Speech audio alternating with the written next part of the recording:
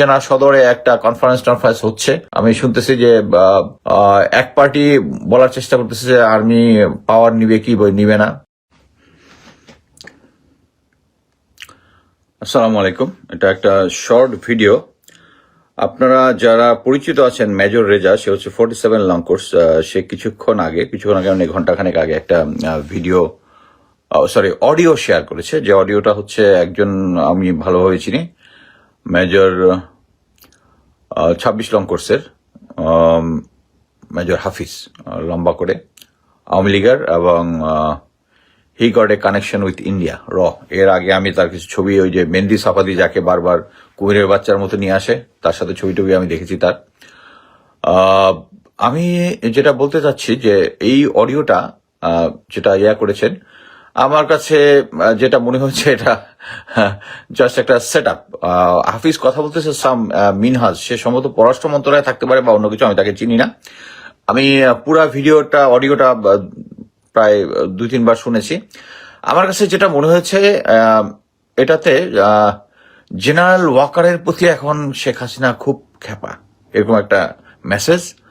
আর main আর একটা message হচ্ছে, professor Yunus যখন ফ্রান্স থেকে রওনা দেয়, মানে দায়িত্ব গ্রহণের আগে, তখন ওই মিনহাজ সাহেব বলতেছেন যে তখন তিনি আমাকে বলছে যে, মানে তাকে নাকি বলছে প্রফেসর ইউনুস যে আমাকে একটু তারেক জিয়ার সাথে, মানে বিএনপির তারেক জিয়া, তার সাথে একটু যোগাযোগ করে দেন, এবং সে যোগাযোগ করে দিয়েছে, হয়তো তখন কথা বলছে।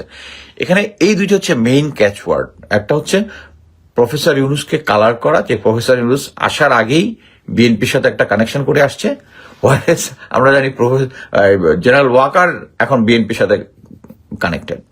এই দুইটা মেইন জিনিস। আর এর মধ্যে কথাবার্তা যেটা হচ্ছে, কোনো মানে আমার কাছে মনে হয়েছে কথাটা মানে এক প্রসঙ্গ থেকে মাঝখানে আরেক প্রসঙ্গে চলে গেছে, শেষের দিকে একটু দীর্ঘায়িত করেছে অডিওটা।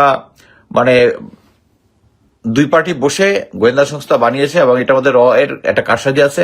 এবং আপনারা হয়তো বা শুনে থাকছেন কিনা, আমি এখনো আর্লি ইনফরমেশন, বাট সেনা সদরে একটা কনফারেন্স হচ্ছে। আমি শুনতেছি যে এক পার্টি বলার চেষ্টা করতেছে যে আর্মি পাওয়ার নিবে কি নিবে না। বাট আমার মনে হয় না যে জেনারেল ওয়াকার এই যে হাসনাত এবং ইয়ার সাথে যে কথাবার্তা বলেছে, সেনাপ্রধান হিসেবে যে নিজে কথা বলেছে, এটা একটা বোকামি, চরম বোকামি হয়েছে। উনি বোকামি করেছেন।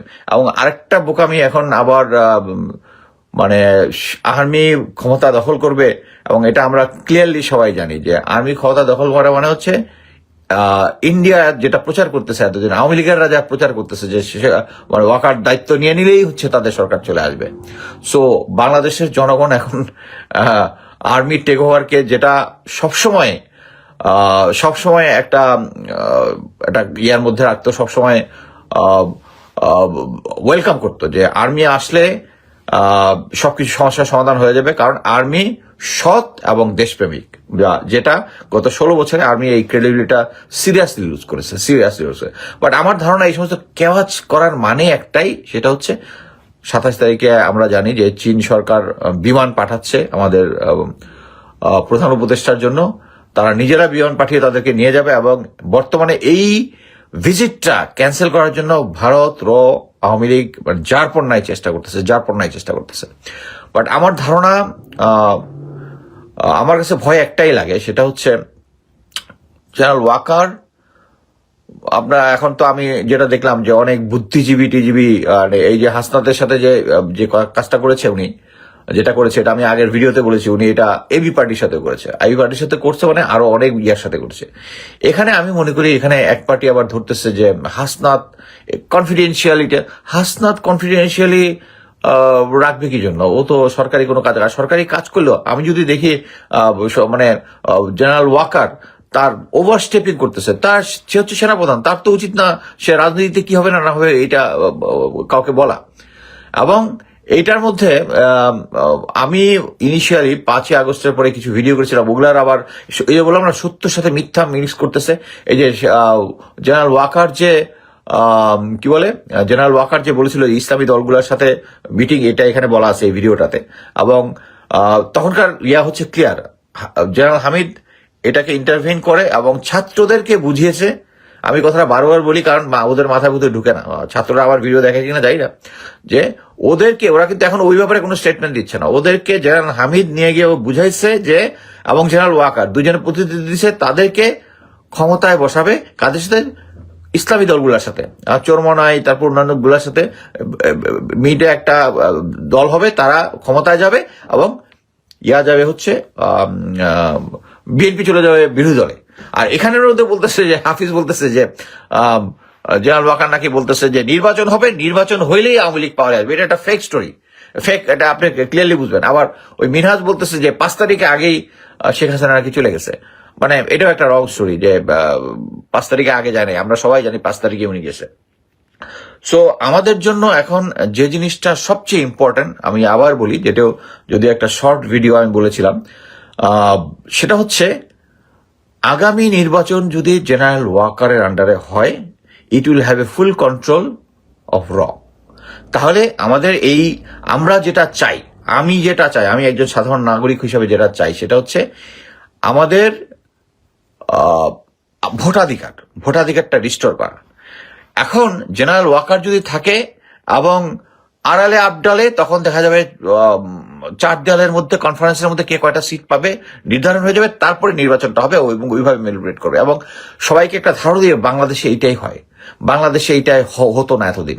আমরা ভোট দিয়ে আমাদের নিজেদের নেতাকে চুজ করব, এবং এটা করতে হইলে জেনারেল ওয়াকারের আন্ডারে নির্বাচনটা করলে হবে না, এটা আগে তাকে চেঞ্জ করতে হবে। এখন যদিও দেখতেছি সমস্ত লোকজন জেনারেল ওয়াকের পক্ষে, একটা ইউটিউবার, একটা গোষ্ঠী, প্লাস হচ্ছে মিডিয়ার লোকজন একদম খুব স্ট্রংলি, এবং একটা খুব স্ট্রং আমাদের মিলিটারির মধ্যে একটা শুরু হয়ে গেছে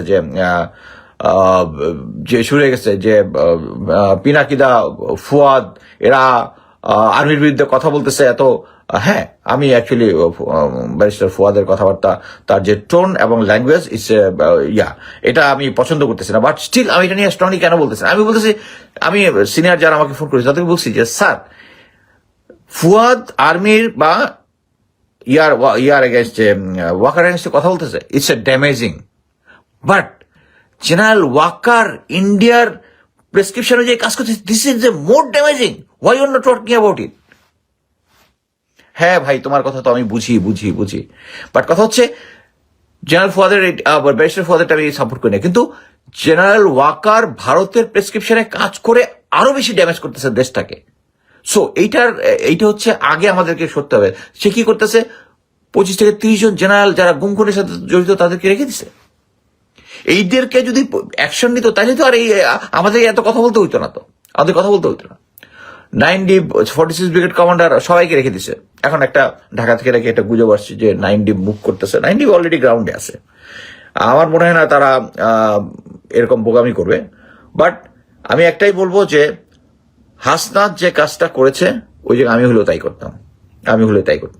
কারণ আমি যে জিনিসটা মানি না, যে জিনিসটা আমি সহ্য করবো না, এই জিনিসটা সেনাপ্রধানের মতো একজন লোক বলতেছে, নট অ্যাকসেপ্টেড। আমার অ্যাকচুয়ালি যা ছিল, তো আপনারা সবাই ওই মেজর রেজা যে অডিওটা শেয়ার করেছে, ওটা নিয়ে ধোকা খাবেন না। এটা হতে পারে যদি আসলেই আর্মি যদি প্ল্যান করে যে আর্মি ক্ষমতা নিবে, আমি বলবো যে এটা একটা রং ডিসিশন হবে। বাট এর আগে মানুষকে একটা ধোকা দেওয়ার সুযোগ করতেছে, যে ধোকাটা কি, যে ওয়াকারের প্রতি শেখ হাসিনা খুব খেপা। This is wrong. He is still under his payroll, বলবো না, আন্ডার হিজ কমান্ড। এখনো তাই করতেছে। ওই 5ই আগস্ট হিসাব কিতাব করে সে ওদের মানে এই সমস্ত বুলশিট স্টোরি। আচ্ছা, এখন কিছু কোয়েশ্চেন আছে। So do you think general Waker will resign?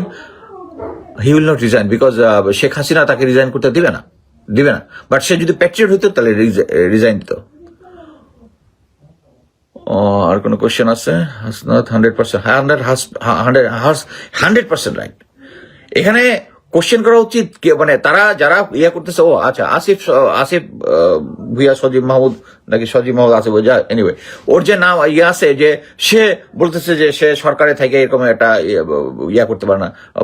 আরে তুমি তারটা দেখতেছো, জেনারেল ওয়াকার যে রাজনীতি বিষয়ে তার কথা বলার কোনো অধিকারই নাই, এটা নিয়ে কথা বলতেছে না। এক পার্টি ধুমায় লেগে গেছে জেনারেল ওয়াকারের পক্ষে করে। এত এভিডেন্স পাওয়ার পরে আপনারা জাতির কাছে দায়ী থাকবেন।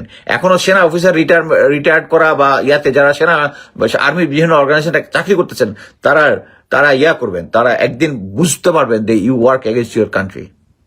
Thank you.